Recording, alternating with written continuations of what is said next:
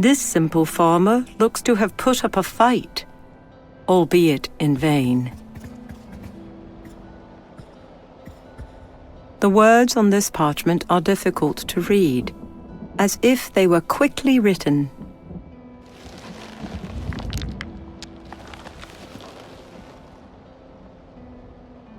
"'Tis a note written on parchment.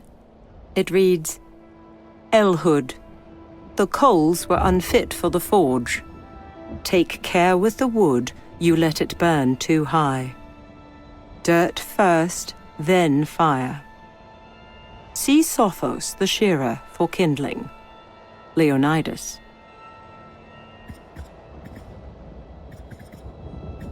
"'Tis naught but the ashes from a spent fire." This pile of dirt is intermingled with bits of dark, cold coal. The handle and shaft of this simple shovel are made of walnut, its blade of pitted iron.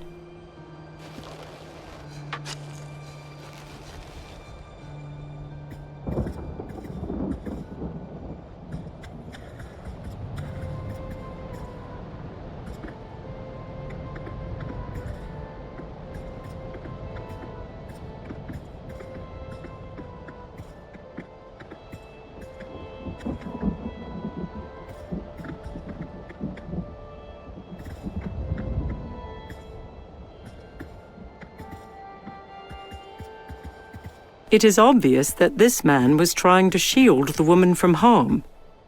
Unfortunately, he failed. This man was attempting to crawl away from that which would bring him doom.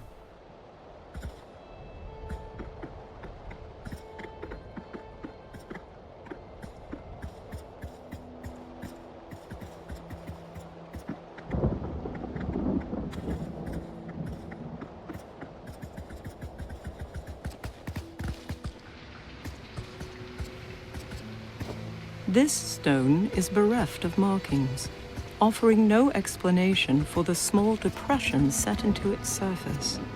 The yellow light it emits is curious.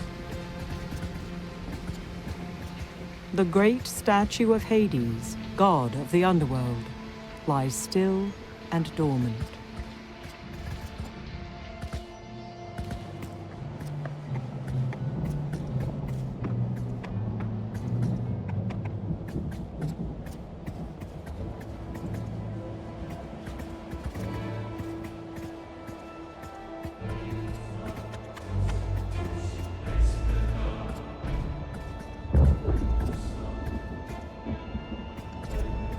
This stone statue is that of quiet Phlius, cup-bearer of sweet wines, possessor of a lion's heart.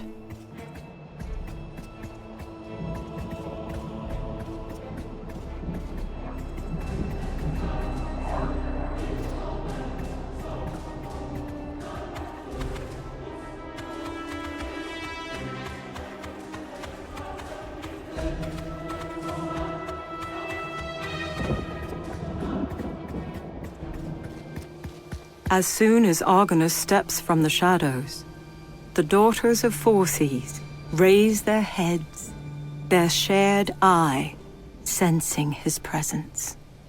One of the Grey Witches lifts her frail arm and gestures. Immediately, the world begins to swim, and the sailor of the Argo finds himself elsewhere.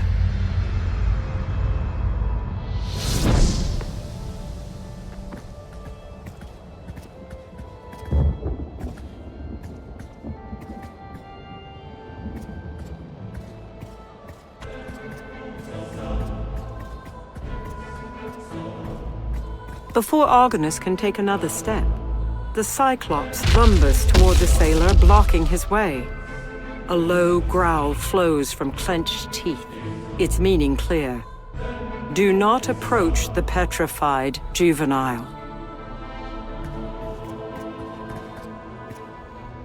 This juvenile was not immune to that which takes man and mystic creature alike.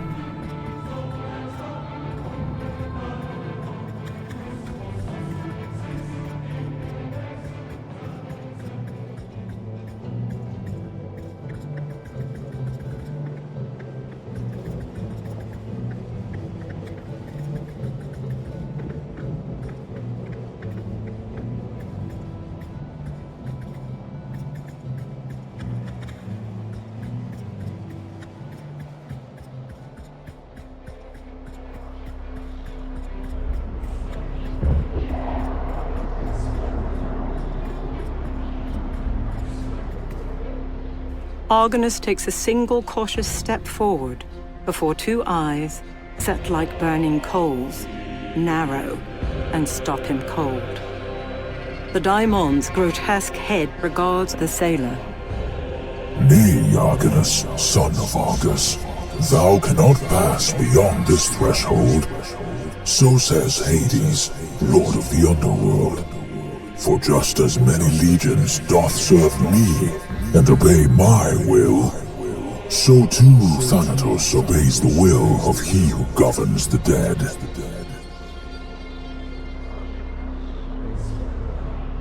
Enveloped in smoke, laced in poison, a massive creature bars entrance to the stone path ahead.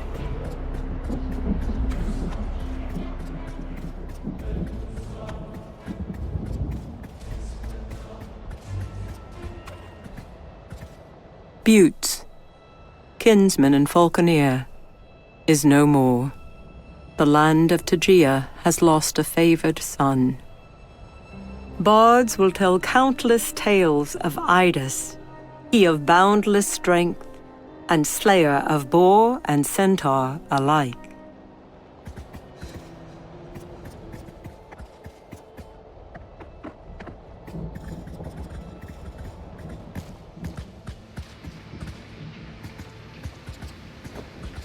The great statue of Hades, god of the underworld, lies still. The great statue of Hades stirs, as if waking from a long, deep slumber. The god of the underworld looks about, before his gaze settles upon the sailor. Argonus, son of Argus, the shipbuilder. I have heard your name spoken within the halls of Zeus, albeit in whispers, and even then through mediary. It is said that fair Athena herself has laid upon your frail shoulders a great burden. And while she charges you to seek out your comrades, I find it curious that the goddess of wisdom would care so much about that which Hades governs. The god looks away, as if seeking something that even he cannot find. I know a great many things, Argonus. I know when each soul departs this mortal coil. I know when they enter my realm, and I know on which dark river they set sail. However, what I do not know, Hades says, his eyes once again turning toward Argonus, is why the names of two sisters are also uttered high upon Olympus. There is an object, an orb that can grant me such an answer. Who would be my steward? Who would bring it here, to my temple, to me? Without hesitation, Argonus nods. Pledge made, the god of the underworld stretches forth his hand, and a helm materializes before Argonus. Take this helm of darkness. Wear it, and eyes will be blinded to you. Succeed in this boon, and I will provide you with something greater. The way forward where there was none. So says Hades, brother of Zeus and Poseidon, ruler of the dead. And with that proclamation, the statue shifts once more and becomes silent.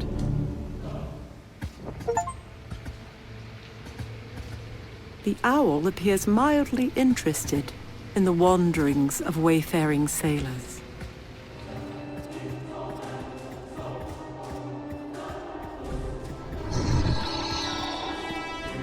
This juvenile was not immune to that which takes man and mystic creature alike.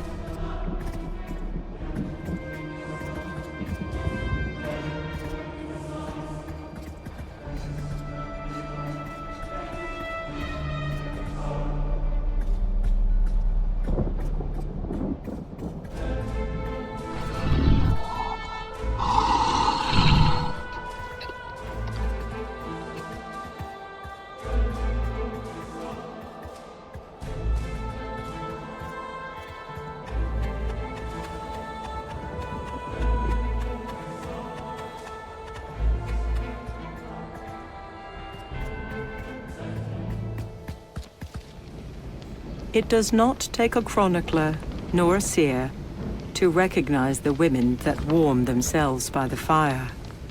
They are the Grey-Eye, witches of well renown. A large fire such as this offers comfort to those who sit about it.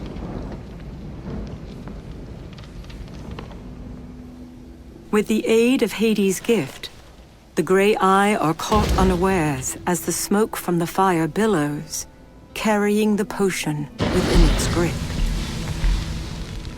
It takes naught but a few seconds for the witches to feel its effect, and one by one, they fall into a deep sleep.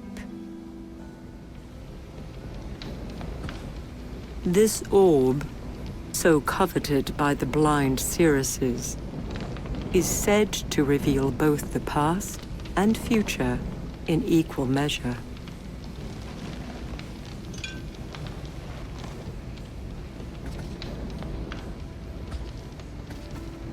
A simple concoction, thrown into the fire, has put the witches to sleep and rendered them powerless.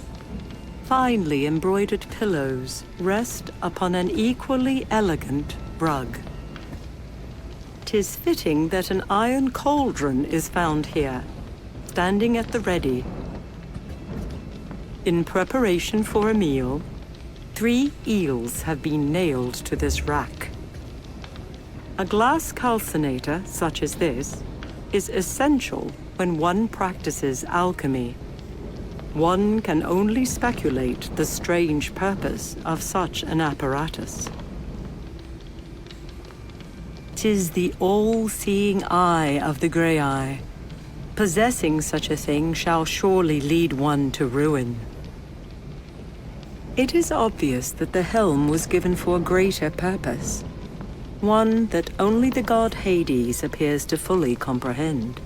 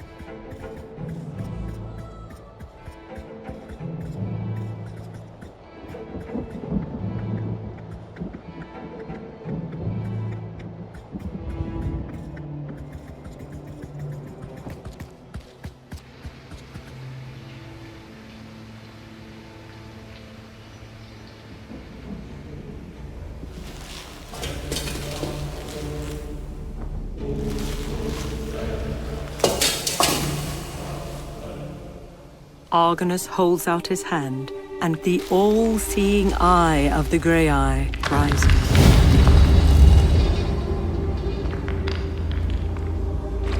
The god of the underworld stretches forth his arm, and light, not unlike that of a moonbeam, engulfs the sailor of the Argo. Argonus turns, and for the first time since setting foot upon this bedeviled isle, bears witness to his bane. With naught but a simple gaze, a woman, her hair like a nest of snakes, turns one of his shipmates into stone. The other creature, distraught, moves between the two, pleading. Stheno, this madness must end. How many more must perish to satiate your thirst for vengeance? Let us mourn our sister in peace. Let us return home. A flash of anger crosses Stheno's face as she moves within mere inches of her cowering sister. Never, Euryale. There is no time to weep or wail, nor shall there be. Not as long as a single breath forms within my breast. The petty gods will pay. Wretched Athena will pay. From Hades' heart, I will stab at them. For hate's sake, I shall drive my vengeance deep. Stheno moves toward the looming entrance within the mount, but not before she pauses.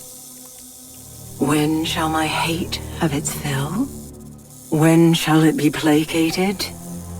The woman whispers. Never, Euryale. Never.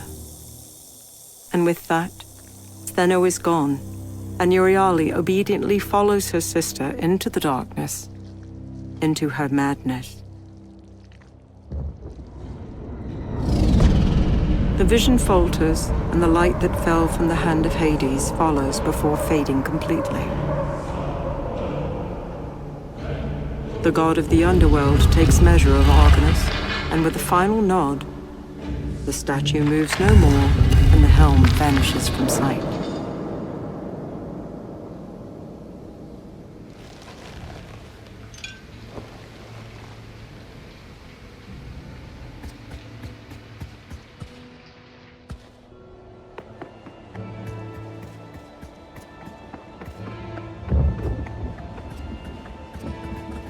How the great eye of the grey eye can move on its own accord is nothing short of a mystery.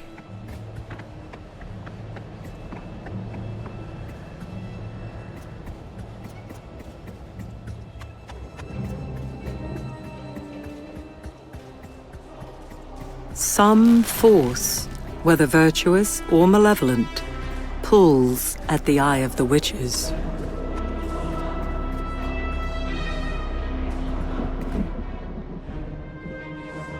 As Argonus slowly approaches the poisonous cloud, the daimon cocks his head, as if listening to a voice only one such as he can.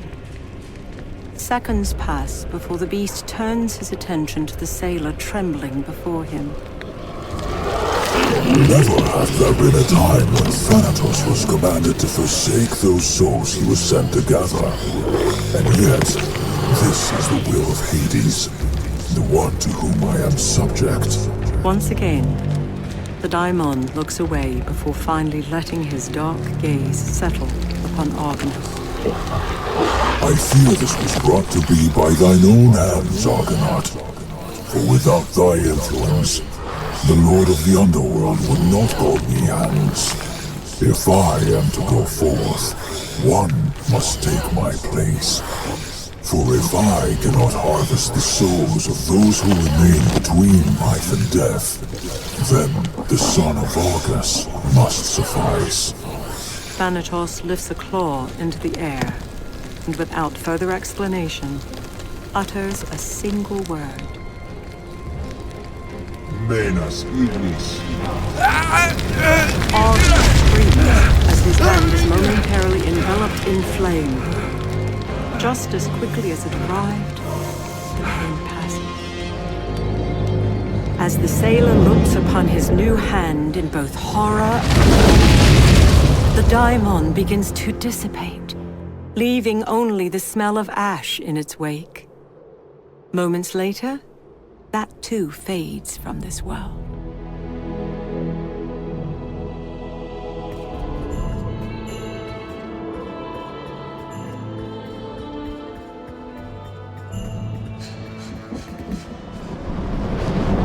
The air about Argonus suddenly grows heavy, and without warning, a rift opens, and the favored daughter of Zeus steps through. Athena smiles at the sailor. Well done and done, Argonus. You have proved yourself much more than a historian, much more than a simple sailor. And now, I sense in you a new thing, the goddess says, tilting her head.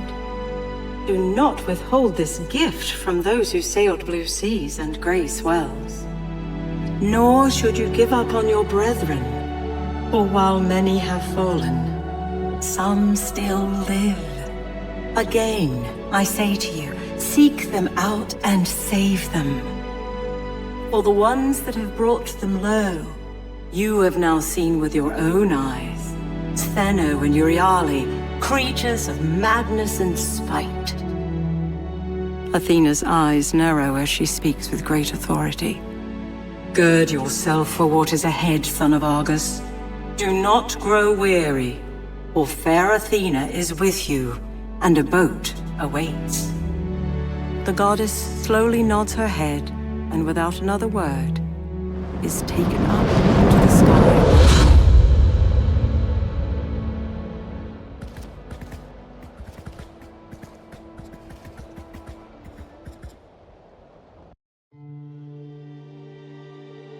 Argonus shudders, ill at ease under the watchful eyes of the maleficent harpies.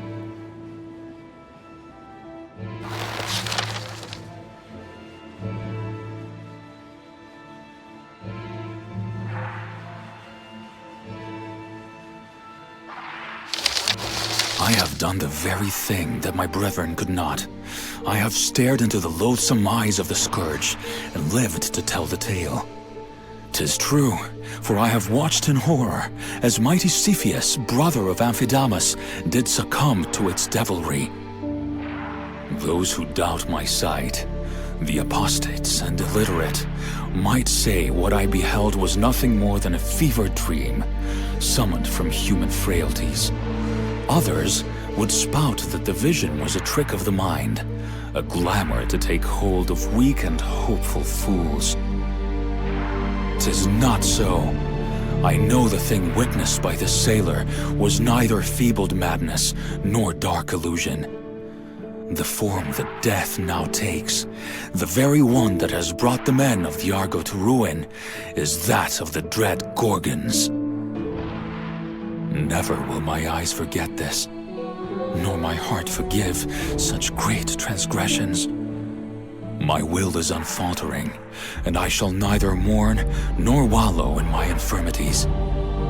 No, I will bring a reckoning upon the heads of these creatures and the brood of vipers that nest thereon.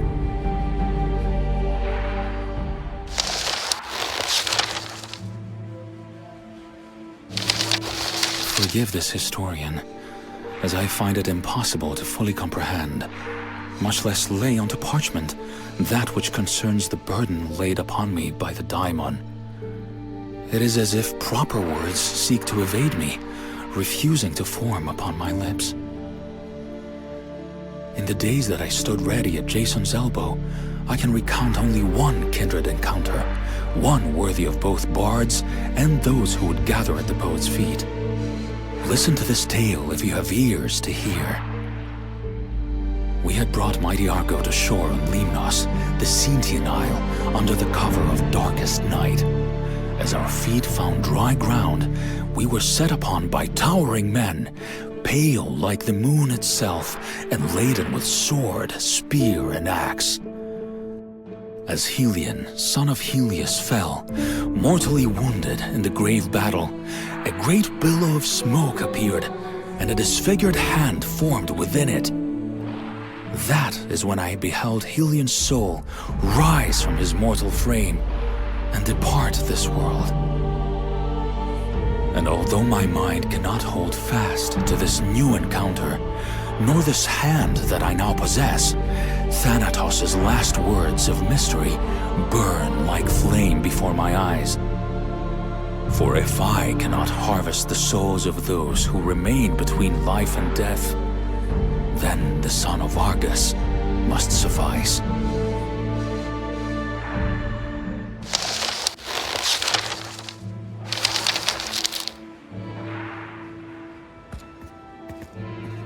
The name of this woman, or where she was returning from, will never be known.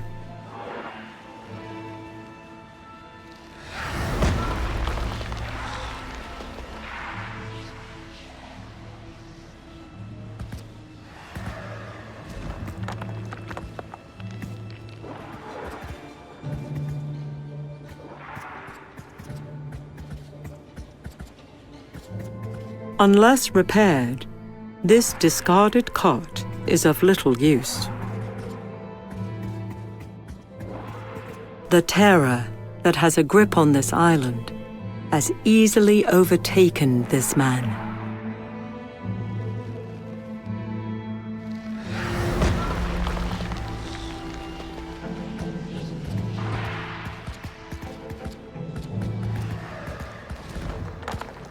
This silver drachma is oddly struck, bearing the image of a grinning skull.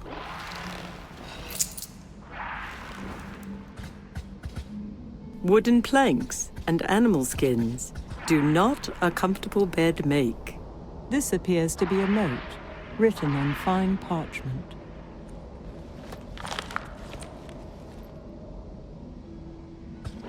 The poorly constructed shelf is laden with bottles, vases, and foodstuff. The note reads, "Celius, the beast upon the hill must once again be appeased. Its appetite for riches is becoming insatiable." It is signed, Tallius.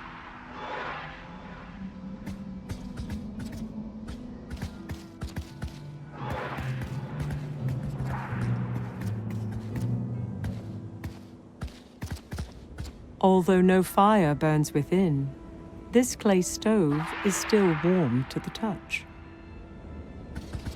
It appears that little time was spent in crafting this small table and accompanying chairs. The great Phidias of Athens himself could not craft a sculpture so lifelike, yet lifeless.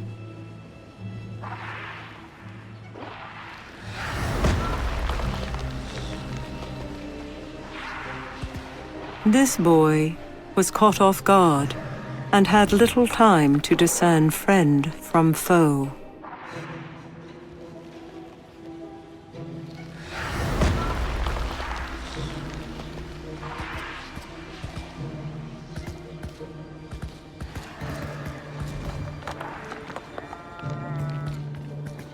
The chalky fleece of this ewe is wanting for a shearer's work.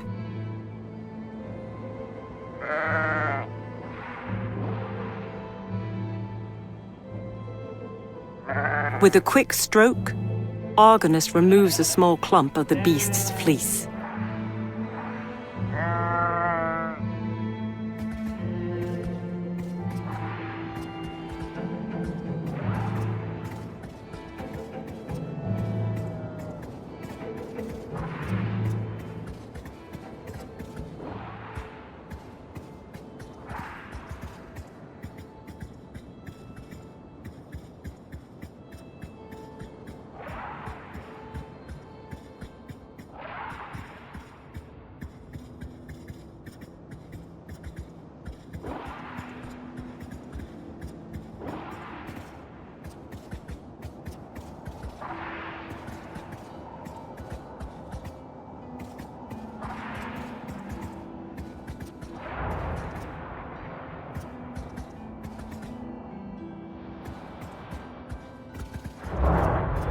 The remains of baskets are strewn upon the rocks.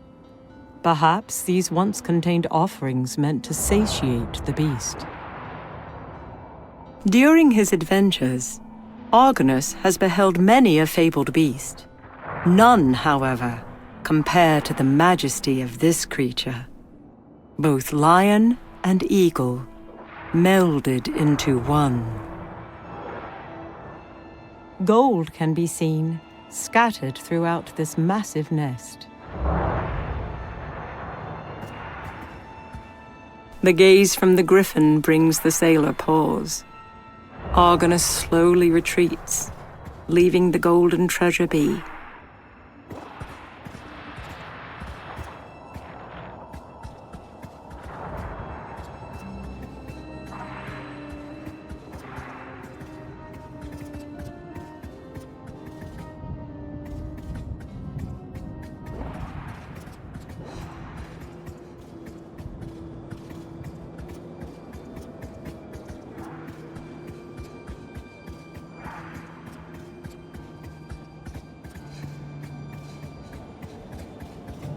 Book 3, Forges and Fire.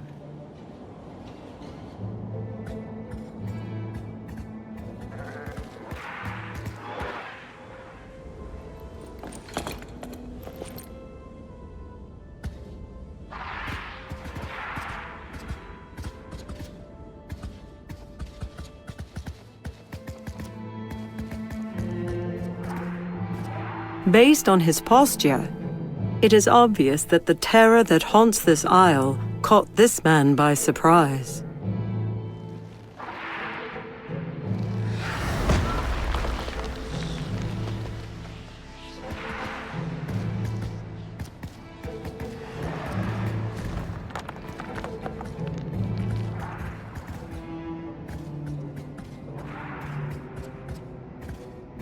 Well skilled to attack a charging foe, Nauplius now stands frozen in time, never again to bear long arrows.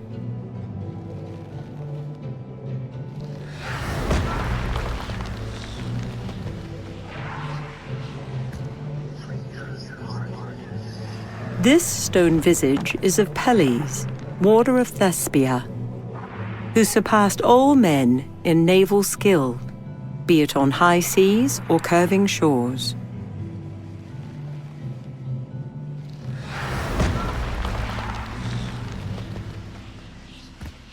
While this remnant has succumbed to wind and rain, it is unclear where the remainder of this massive statue resides.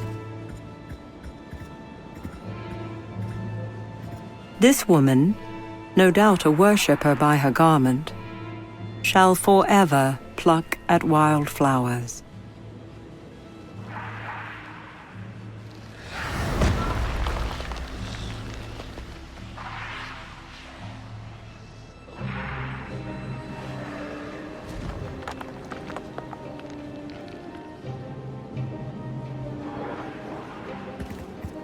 This appears to be nothing more than a simple basket, perhaps used in a religious ceremony.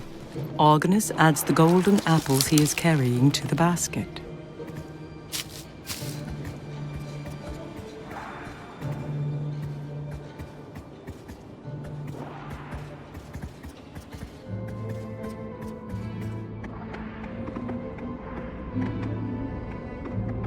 Young Cepheus, aboard the Argo not but a fortnight, has succumbed to the very thing that has cursed this isle.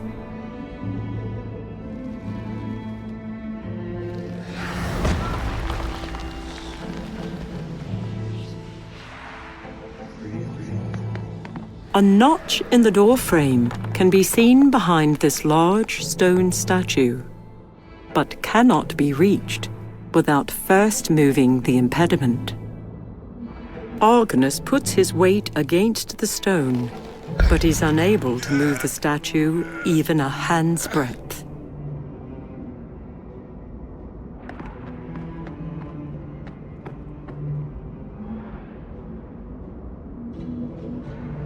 Without a sturdy hammer and tongs such as these, how would a smith bend iron and bronze to his will?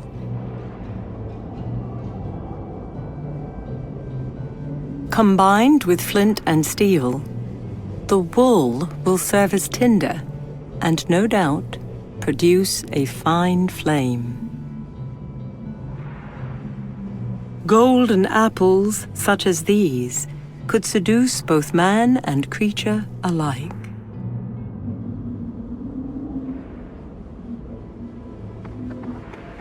While the stone facade is unfamiliar, the strangely shaped hole is not. This statue is of Minos, the king of Crete and son of Zeus and Europa. It is surprising to see an owl this white upon an isle such as this.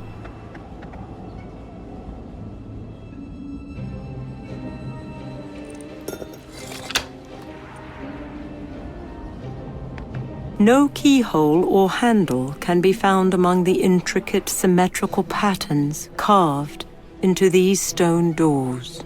Despite a valiant effort, the great doors simply refuse to open.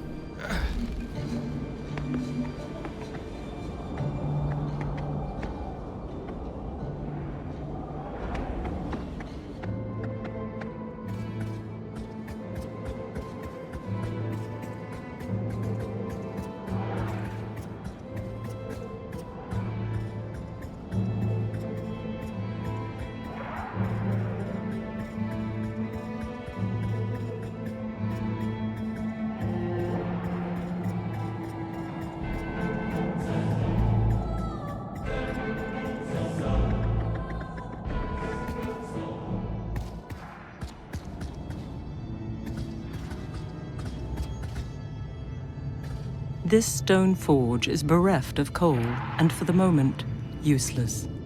It would appear a piece of the forge is missing. This stone is bereft of markings, offering no explanation for the small depression set into its surface. The yellow light it emits is curious. These silver adornments have been left as an offering to the god Hephaestus. The visage of Hephaestus, god of the forge, has been painstakingly carved into marbled stone. His mighty hammer looks powerful enough to destroy or break open almost anything. Marbled stone shifts as the spirit of Hephaestus enters the ornate statue shaped long ago by human hands. The god of the forge regards Argonus with unblinking eyes. Who is this man before me? Surely not one who strikes the iron, nor one who stokes the fire. Nay. The god continues, his brow furrowed. They are no more, having fallen to that which fair Athena hath unleashed. Do not be deceived, sailor of the Argo. While it was Perseus's hand that sundered head from shoulders, the heart that drove the blade was assuredly that of the goddess. Hephaestus pauses, deep in thought. When he speaks again, it is slow and measured. I am loath to meddle in my sister's quarrels, either to directly help your quest to find your countrymen, or abate the scourge being wrought by the Gorgon's sisters. And yet, if you return the gold stolen from my temple, and tend my forge, I will grant you a light to drive away darkness. The benevolent god nods before the statue becomes still once again. Deep scratches mar the top of this stone pedestal.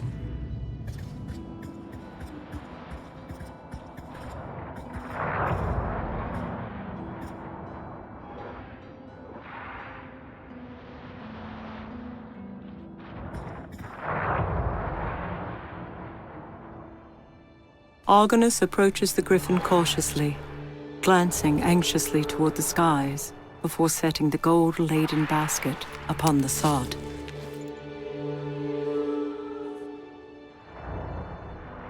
The beast immediately takes notice, as the treasure is simply too great to resist. After a moment, it leaves its hoard unguarded. All at once, the air is replete with the rush of wings and unearthly screams. The dogs of Zeus descend as one, intent on claiming the savory prize as their own. Although fear grips his breast, Argonus makes haste, quickly seizing several of the golden pieces before the unearthly combatants take notice.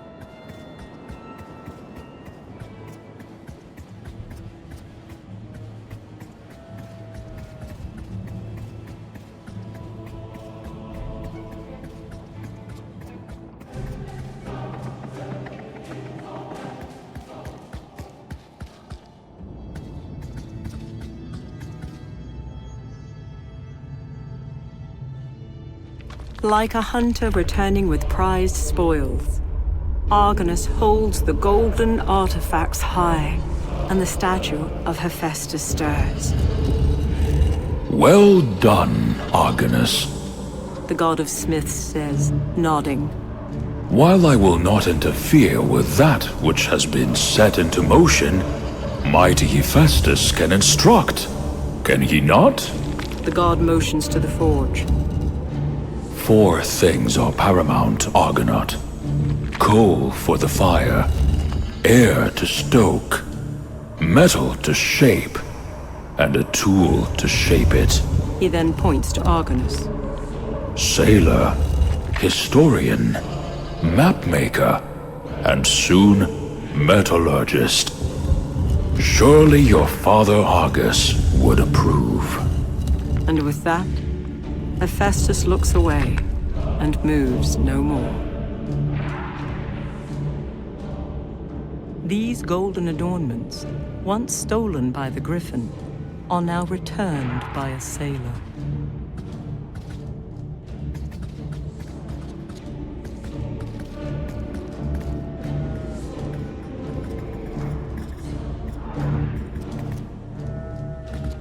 This wooden chest is adorned with silver embellishments and a simple keyhole.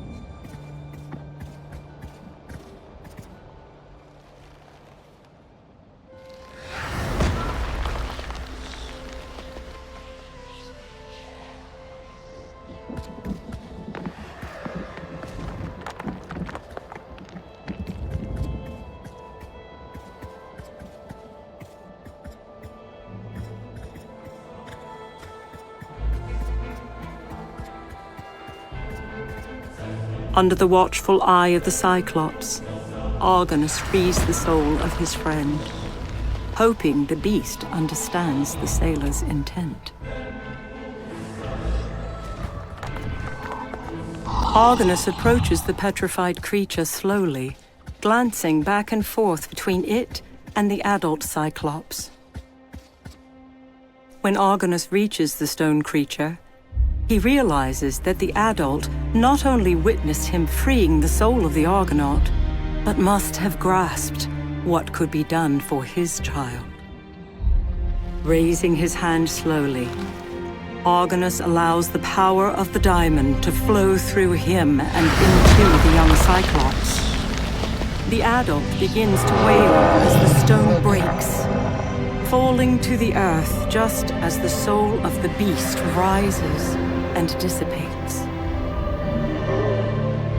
His mission of mercy complete, Argonus turns toward the huge beast, his head low. The creature looks at him for a moment, before turning and slowly disappearing from sight.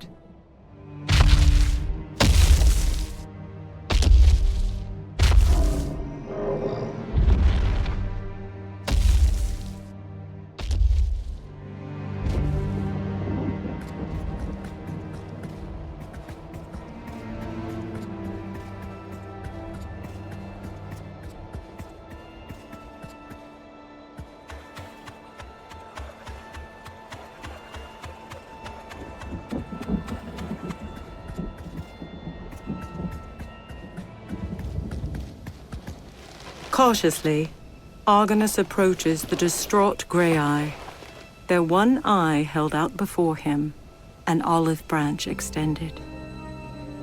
Before he can utter a single word, the orb is lifted from his palm, and moments later, gently comes to rest in old, gnarled hands. The sailor braces for retribution, but none appears. The seeresses merely sit in silence. Finally, the first speaks, her voice low and raspy.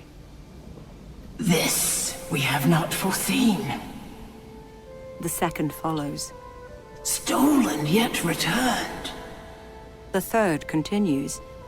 A quandary set before us. A wayward sailor? Athena's puppet? No, he is more than that.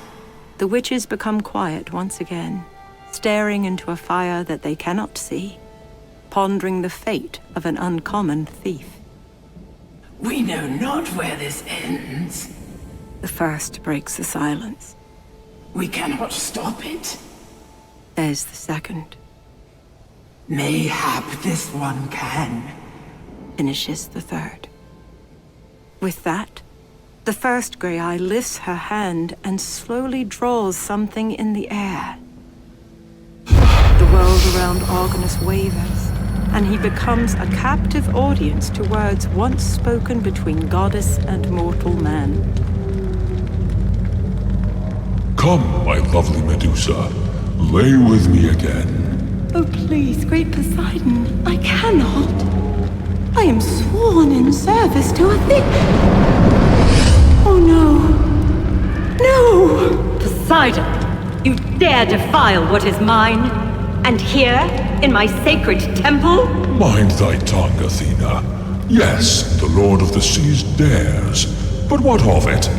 Nothing you can do can bring me to harm. Perhaps that is true. But the same cannot be said of this woman. My goddess, please. Forgive me. Athena, no!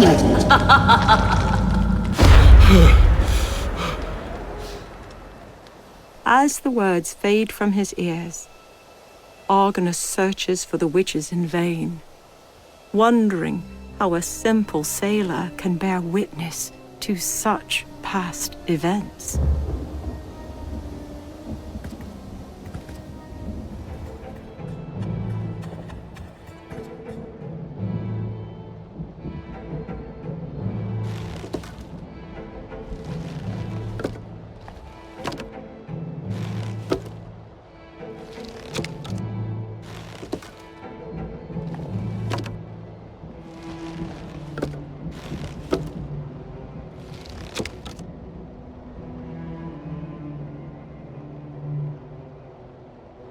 There is nary room left for a single piece of wood.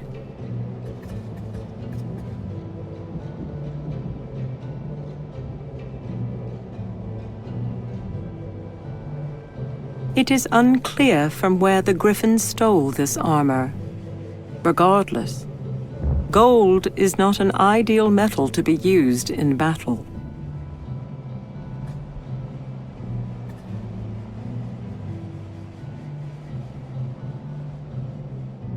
Argonus sets the shovel to dirt again and again until the planks are completely covered.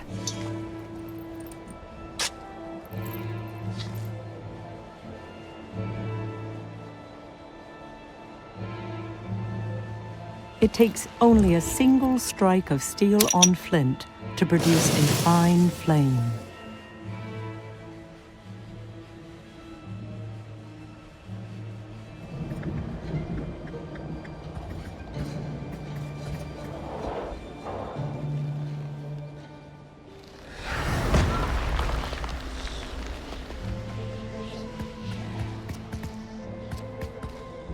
No doubt a gift from the goddess Hera herself.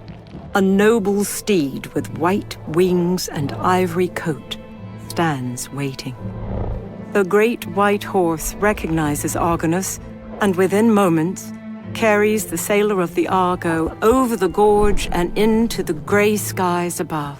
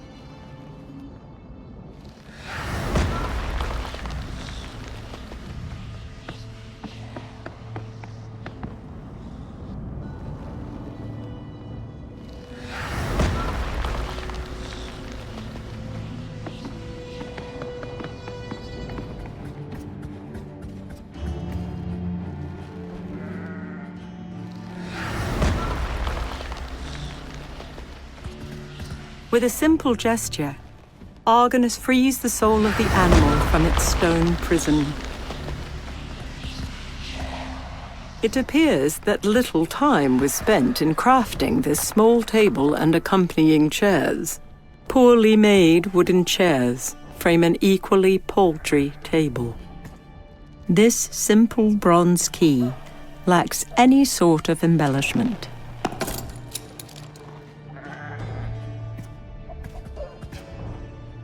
The poorly constructed shelf is laden with bottles, vases, and foodstuff. Wooden planks and animal skins do not a comfortable bed make.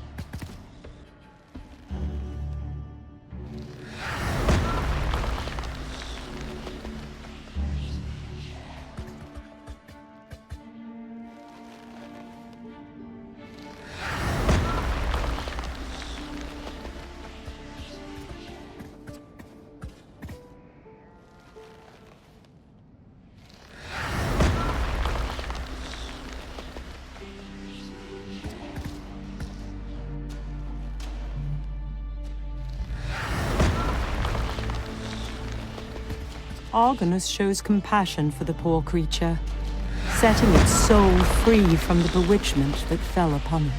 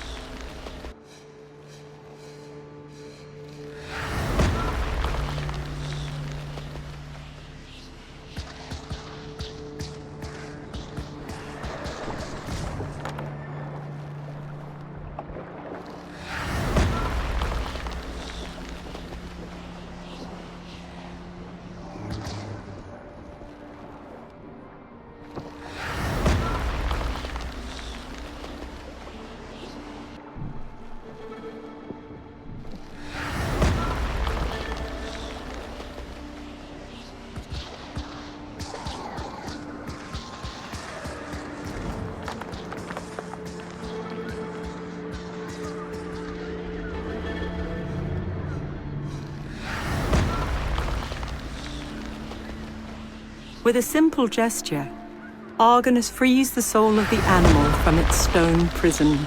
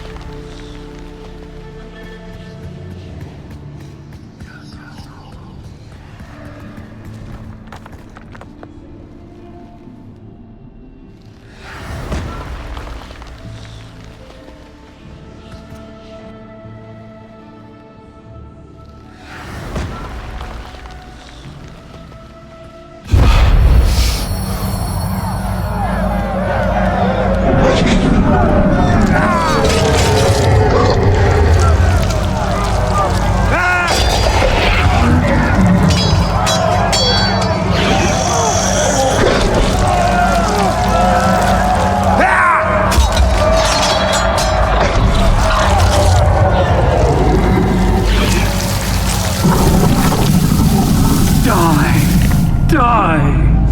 Die!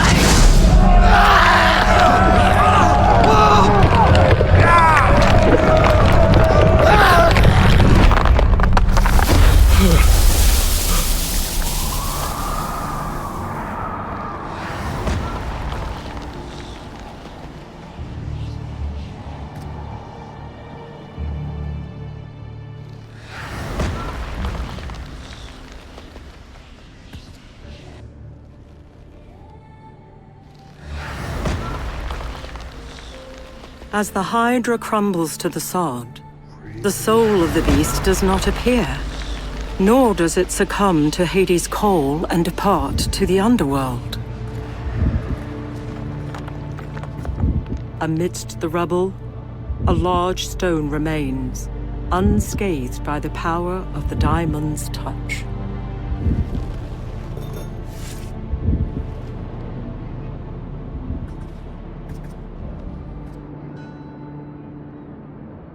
With a simple gesture, Argonus frees the soul of the animal from its stone prison. The insatiable hunger of harpies is well documented. The beast's desire for gold, however, was not.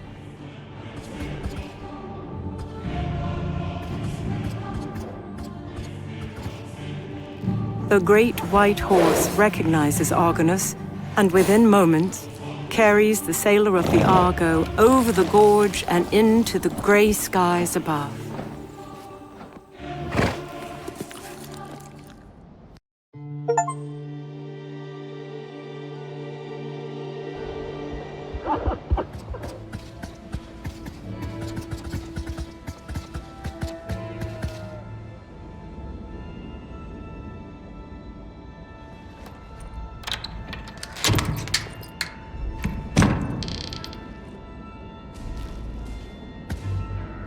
These bellows are well crafted and certainly worthy of a smith's forge.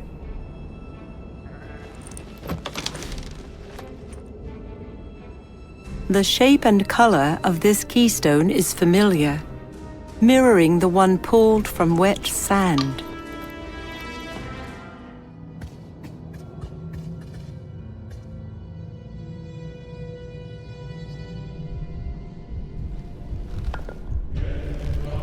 Argonus sets the petrified heart of the Hydra before Hephaestus, prompting the statue to life once more, without questioning the intent of the sailor, nor asking for a boon in return. The god's mighty hammer crashes down, freeing the creature's organ from its stone prison. Freed from its stone prison, the still beating heart of the Mythosian Hydra radiates a fell heat.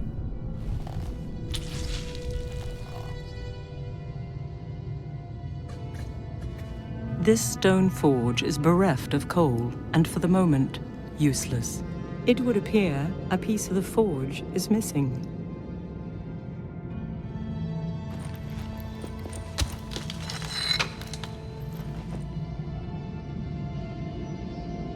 Certainly the heart of a Mythosian Hydra should not reside in the satchel of a sailor, but rather in something more preternatural.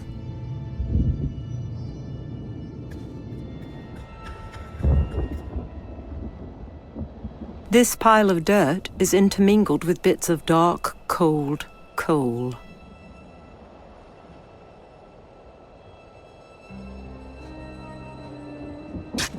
Again and again, Argonus sets shovel to dirt, until all that remains are a number of coals.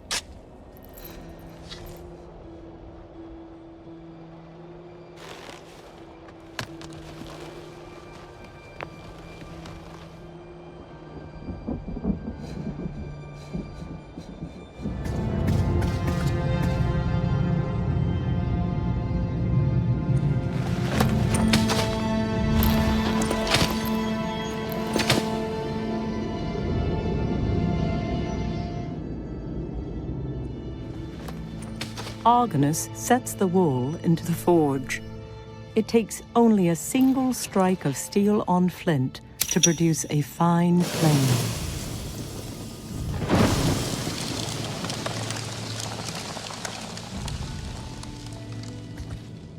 Argonus squeezes the bellows repeatedly, fanning the flames of the forge until the coals blaze with an intense heat.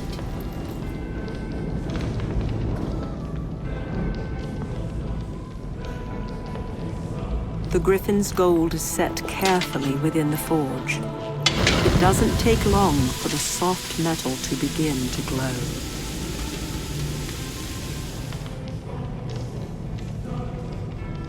As if possessed by the spirit of Hephaestus himself, Argonus brings the hammer down on the gold again and again, reshaping once beautiful armor into a mass of precious metal.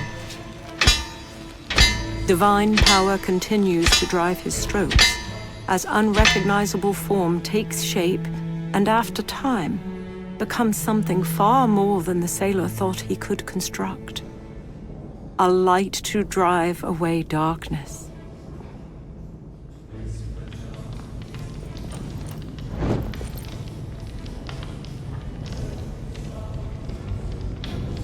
This golden torch may have been formed by man, but 'twas the god of forges that guided the hammer.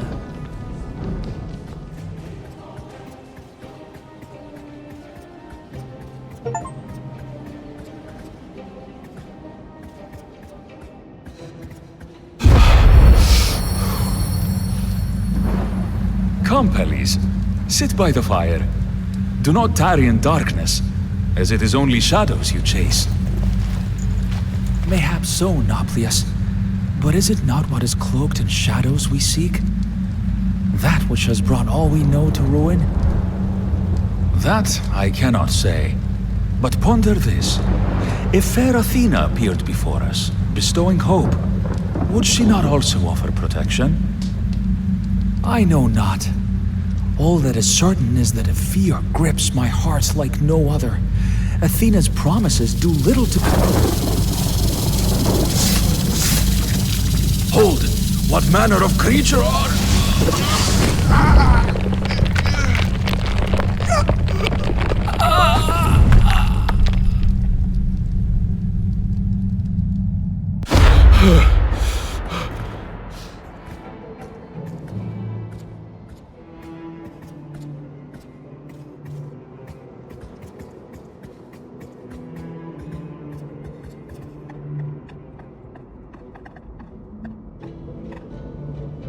Argonus puts his weight against the stone, but he's unable to move the statue even a hand's breadth. Without warning, the Cyclops appears, his single eye moving back and forth between Argonus and the broken statue. The docile creature wraps its massive fingers around the stone fragment, and, with a grunt, moves the impediments. The Cyclops bellows at the sky before fixing its gaze on the historian. Argonus nods with understanding as the creature wanders away. The sailor's merciful boon has been paid back in full.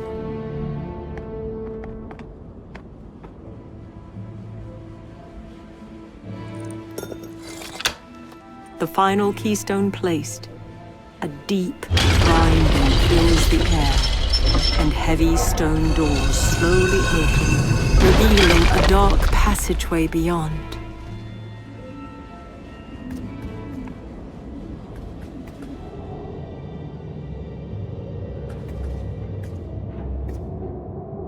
Unlike Hephaestus's forge, this sconce is fueled by a thick, black oil. As soon as a torch touches oil, flames immediately begin to dance within the brazier.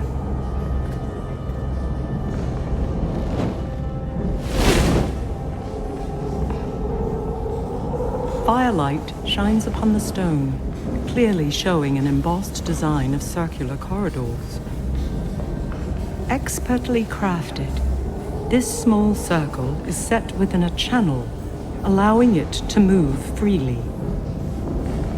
It It appears as though the embossed circle can be rotated. It appears as though the embossed circle can be rotated.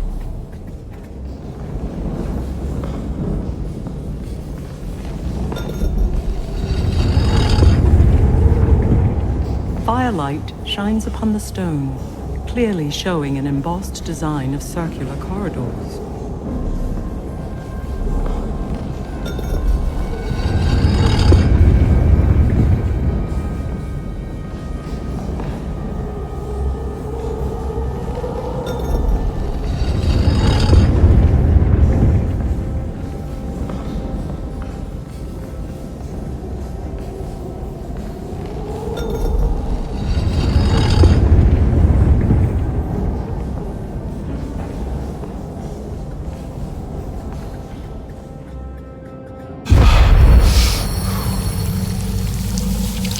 Milise file caparese.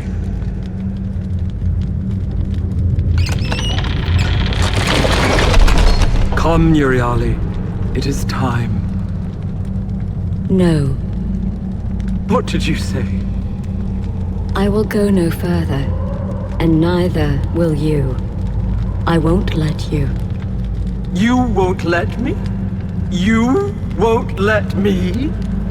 I have had enough of your questioning, your endless whimpering. Sister, this must end. Yes. You are right. This must end.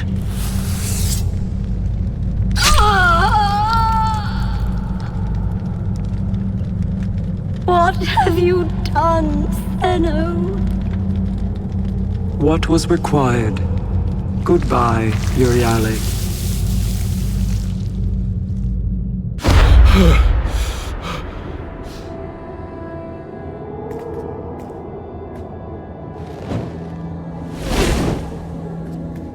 Book 4. The Penitent One.